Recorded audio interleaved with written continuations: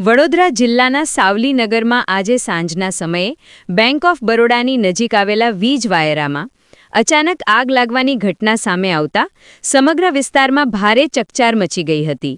અચાનક લાગેલી આગના કારણે આસપાસના વિસ્તારમાં ધુમાડાના ગોટેગોટા જોવા મળ્યા હતા અને લોકોમાં ભયનો માહોલ સર્જાયો હતો.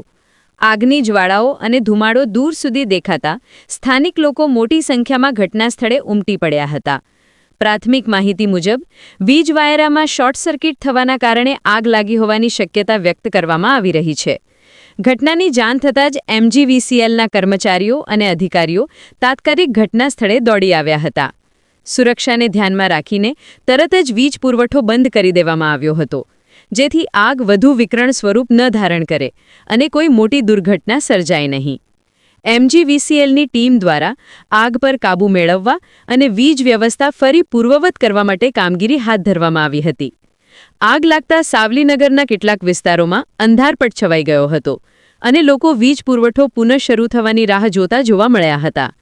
આ ઘટનાને કારણે સ્થાનિકોમાં થોડા સમય માટે ગભરાટનો માહોલ સર્જાયો હતો. લોકો પોતાના ઘરો અને દુકાનો બહાર આવી ઘટનાની માહિતી મેળવતા જોવા મળ્યા હતા. કેટલાક લોકોએ ઘટનાના વિડીયો પોતાના મોબાઈલમાં કેદ કર્યા હતા, જે સોશિયલ મીડિયામાં પણ વાયરલ થઈ રહ્યા છે.